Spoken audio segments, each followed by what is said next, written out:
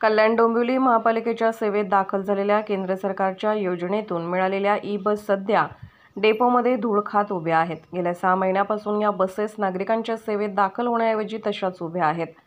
मुख्यमंत्री एकनाथ शिंदे यांच्या हस्ते या बसेसचे लोकार्पण झालं होतं, मात्र महापालिकेने अजून या ई-बसेस प्रवाशांच्या सेवेसाठी उपलब्ध केलेल्या नाहीत।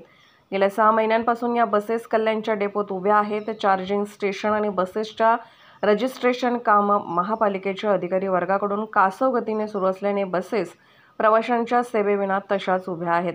या बसेस ज्या ठिकाणी धूळ खात उभ्या आहेत, तर एकीकडे जुन्या भंगार पालिकेच्या बसमधून जीव मुठीत घेऊन प्रवाशांना प्रवास करावा लागत आहे, तर दुसरीकडे अशा प्रकारे नागरिकांचा पैसा खर्च करून आणलेल्या बस धूळ खात पडल्याने या बसेस भंगार करून विकण्याचा घाट पालिका अधिकाऱ्यांचा असल्याचा आरोप प्रवासी वर्गाकडून केला जात आहे। कल्याण डोंबिवली महानगरपालिकेच्या क्षेत्रामध्ये KDMT म्हणजे परिवहन सेवा ही फक्त नामनिमित्त काम न करण्याचा हा मोठा मुख्यालयाचा डिपार्टमेंट आहे।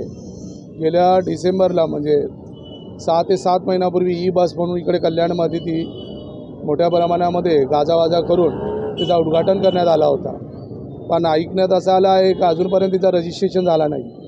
साधी गाडी जरी मोटरसायकल घेतली तरी तिचं रजिस्ट्रेशन 2 ते 4 दिवसामध्ये होतो। या लोकांना 6-6 महिने रजिस्ट्रेशनला लागत आहेत, ही शोकांतिक आहे। सांगायचं तात्पर्य असं आहे की या लोकांचा हा मोठा स्कॅम आहे, हा मोठा व्यवसाय आहे। गाड्या मोठ्या प्रमाणामध्ये कल्याण महापालिकेमध्ये परिवहन सेवाकरता बोलवण्यात येतात, त्या धूळ खात ठेवायच्या आणि मग त्यांचा भंगार करायचा आणि मग त्या लिलावात काढायचा, हा मोठा त्यांचा बिझनेस आहे। लोकांचा कल्याणकरांचा ज्या पैशांचा जे टॅक्सेशनमधनं जे मोठ्या प्रमाणामध्ये जो टॅक्सेशन भरून नागरिकांच्या ज्या पैशांची वाट लावायला घेतली, अशा या महापालिकेच्या परिवहन सेवेकरता शिवसेना उद्धव बाळासाहेब ठाकरेतर्फे आम्ही निषेध करतो। येणाऱ्या आगामी दिवसामध्ये जर परिवहन सेवा सुरू नाही झाली तर आम्ही आंदोलन मोठ्या प्रमाणात लोकांकरता करण्यात येईल, याची महापालिकेने आणि परिवहन सेवेने दखल घ्यावी। कल्याण डोंबिवली महानगरपालिका परिवहन जे विभाग आहे त्याचा ढसाळ कारभार पहिलेच आपण बघितलेला आहे। 70 बसेस पहिलेही त्यांनी आणल्या होत्या, त्या तशाच्या तशाच भंगारमध्ये गेल्या आणि जर या बसेस चालू नाही झाल्या तर मला असं वाटतं परिवहन विभाग त्याला पण भंगारमध्येच काढणार आहे।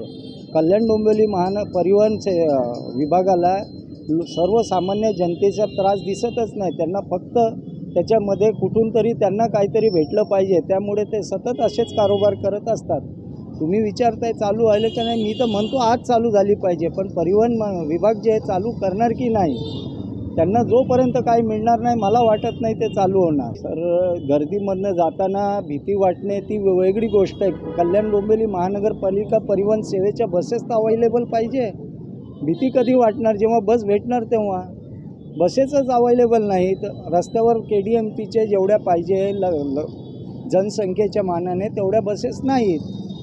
भीती वाटायची गोष्ट तर लांबची राहिली, पहिले प्रवास तर व्हायला पाहिजे त्याच्यात। परिवहन विभाग जे आहे, परिवहन आपले बसेसचे कल्याण डोंबिवली महानगरपालिकेबद्दल बोललं तर सर्व भंगार, यापूर्वी सर्व बसेस भंगार झालेले आहेत, पण काही 5-6 महिन्यापूर्वी काही बसेस खरेदी केले कल्याण डोंबिवली महानगरपालिकेने, त्याची नोंदणी केली नाही, त्यामुळे ते धूळ खात बसलेले।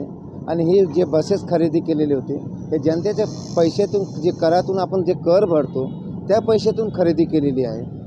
अशा बसेस हे जर हे करतील, मागे तुम्हाला माहिती असेल संजय घरत नावाचे अतिरिक्त आयुक्त होते, त्यांनी असेच भंगार करून ते बसचे इंजिन विकलेले होते। आता हे आयुक्त इंदुराणी जाखड हे बसेस विकतील का, अशी आम्हाला शंका आहे।